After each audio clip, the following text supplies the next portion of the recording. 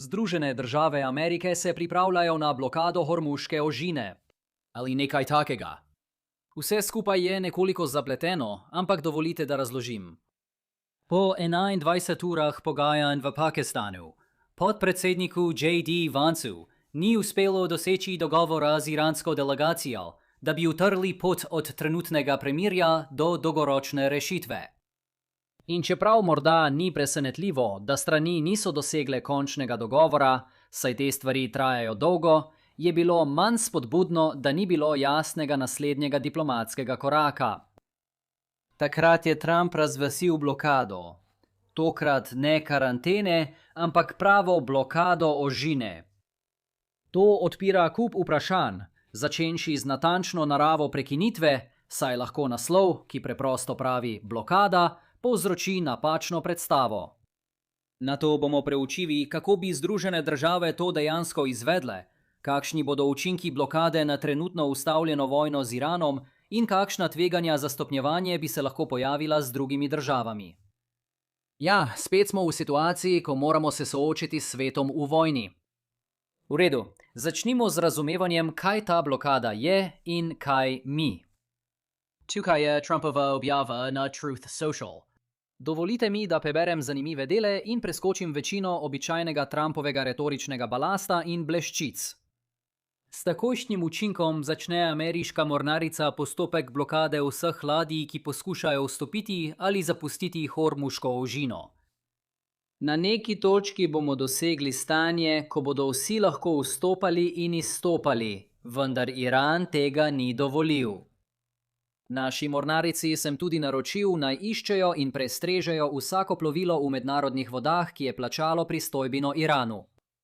Nihče, ki plača nezakonito pristojbino, ne bo imel varnega prehoda po odprtem morju.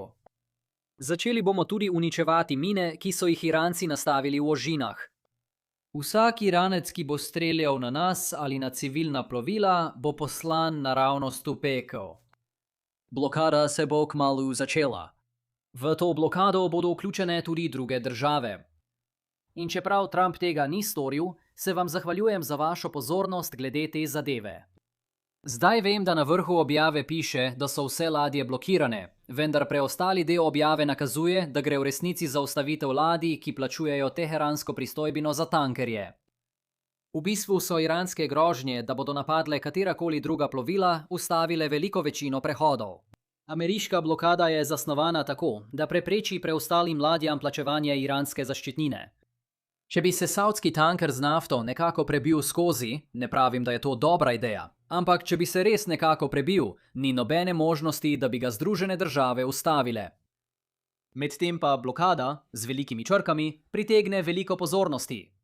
Ampak del, kjer lovijo plovila, ki so plačala pristojbino, je prav tako pomembna strateška točka. Podatki o tem so še vedno nepopolni, vendar je morda približno ducat tankerjev prešlo skozi ožino od torkove napovedi premirja. To bo takoj zaposlovalo v ameriško mornarico.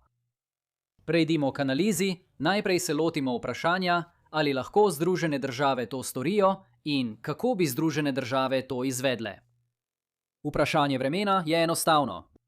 Da, to ni tako težko narediti, če imate najboljšo mornarico na svetu in ste pripravljeni angažirati sredstva.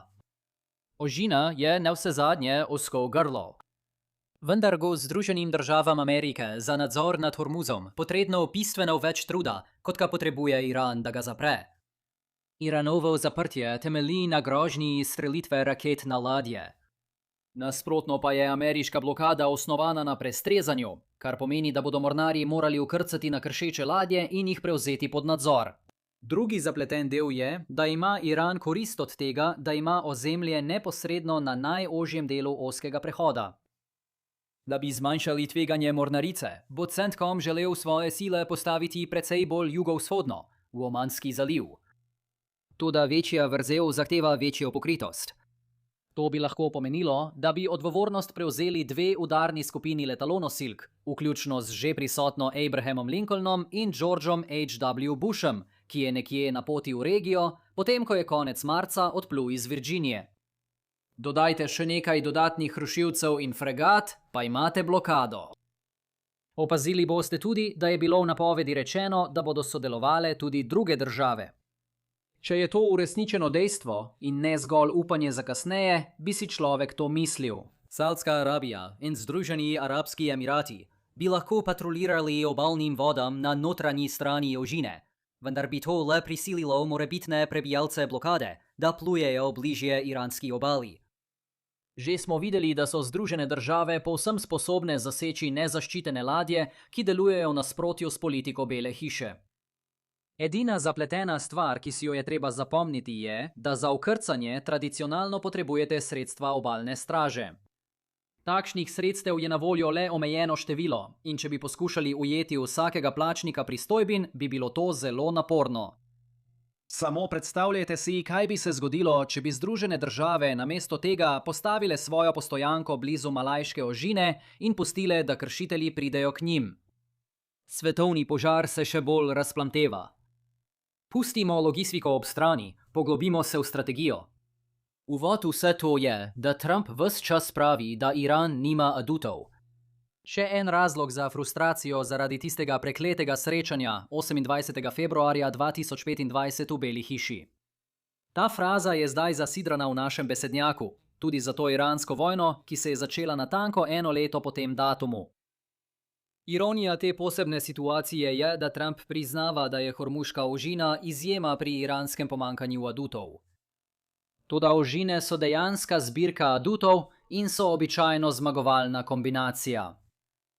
Ves čas vojne doslej so Združene države dovoljevale asimetrične prehode skozi ožino in niso motile plovil, ki so sledila iranski shemi cestninjenja.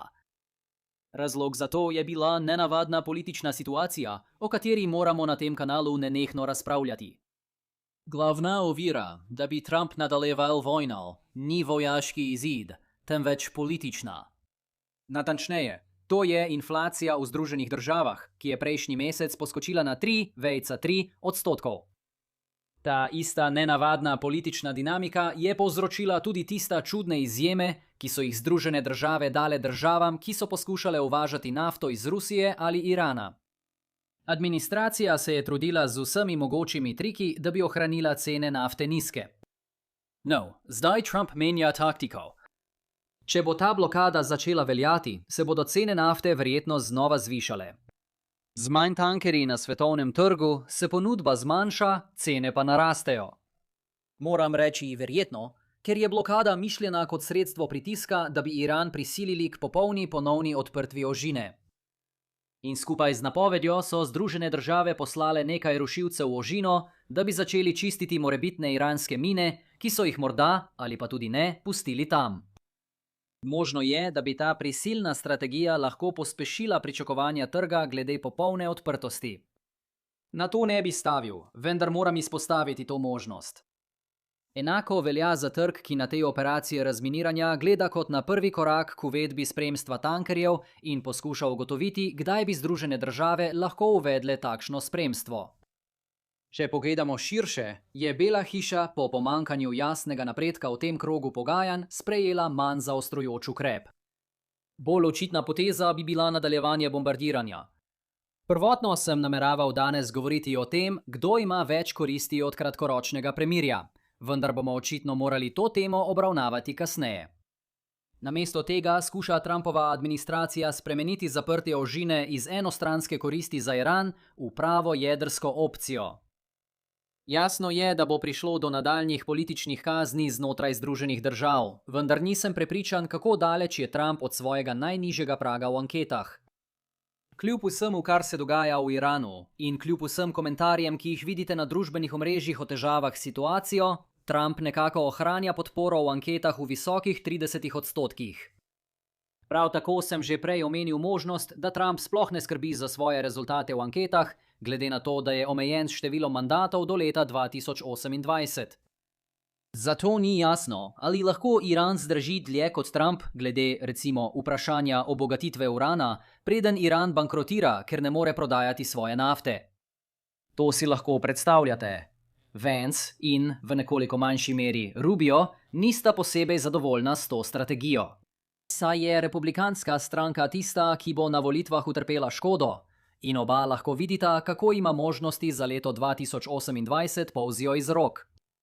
Kot zadnjo temo pa moramo govoriti o veliki težavi, ki se skriva v podrobnostih. Pravzaprav uveljavljanje blokade odpira vse vrste zapletenih strateških vprašanj v našem svetu v vojni. Pomislite, kdo je glavni kupec Irana? Kitajska.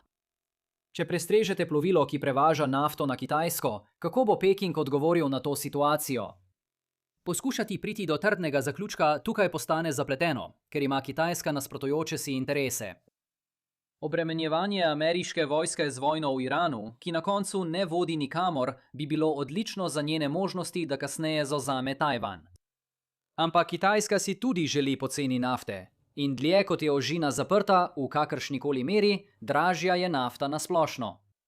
Ne pozabite, Bela hiša je uspešno porazdelila stroške te vojne med vse države, ki kupujejo nafto. Le majhen delež tega dejansko prizadene povprečno ameriško gospodinjstvo. Nimam dvoma, da Bela hiša računa na to, da bo Kitajska prevzela ta problem nase in povečala diplomatski pritisk na Iran, da ponovno odpre ožino. Spomnite se, da je Kitajska pred manj kot tednom dni počela enako glede premirja. Seveda je Kitajska prav tako razmišljala o pošiljanju orožja Iranu. Torej, to deluje v obe smeri. Druga možnost je, da Kitajska začne spremljati tankerje skozi ožino. Točno to, kar potrebujemo, kitajska mornarica in ameriška mornarica, ki opazujeta, kako njune ladje plujejo druga mimo druge. Po drugi strani pa se nekaj podobnega že dogaja. Rusija zdaj pošilja vojaško spremstvo, da opazujejo, kako njeni tankerji plujejo mimo Združenega kraljestva. Leto 2026 je odlično. Da bi blokada dejansko delovala, moraš biti pripravljen prestrezati takšna plovila, sicer se vse skupaj sesuje. In spomnite se, pred približno enim tednom so Združene države Amerike dovolile ruskemu tankerju, da je prečkal karanteno, tokrat karanteno in ne blokado, okoli Kube. Še eno vprašanje za Združene države Amerike. Če bi tanker prebil blokado in bi ga Združene države zajele? Kaj naredite s tem? Iran že ima denar od pristojbine. Namen ni toliko neposredno iztržiti denar s ladje, ampak bolj odvračati prihodnje prebijalce blokade. Ampak to vam še vedno pusti milijone sodov nafte. Morda ustanovite sklad za obnovo za države ob obali Perzijskega zaliva, ki jih prizadenejo iranske rakete in droni. Na to nimam dobrega odgovora, ampak prosim, če ste na ameriškem zunanjem ministrstvu, ugotovite to zdaj, namesto da čakate, da se zgodi kasneje. Torej, kakšne so naše ključne ugotovitve za danes? Združene države blokirajo Hormuško ožino, vendar v praksi samo poskušajo preprečiti tranzit plovil povezanih z Iranom skozi to območje. Ko imaš milijardo sredstev v regiji, je fizično blokiranje enostavno. Ali bo to delovalo ali ne, še ni jasno, saj Trump dejansko opušča vsakršno ameriško politično razpravo o tej temi. In obstaja možnost, da bi se to še bolj izmaknilo nadzoru, če bi v ta poseben del našega širšega sveta v vojni pritegnilo Kitajsko. Medtem imam za vas še veliko več za razmislek o Hormuški ožini in širšem konfliktu na Bližnjem vzhodu. Oglejte si eno od teh številnih možnosti. Če vam je bil današnji video všeč, ga prosim všečkajte, delite in se naročite na kanal in se vidimo naslednjič. Pazite nase.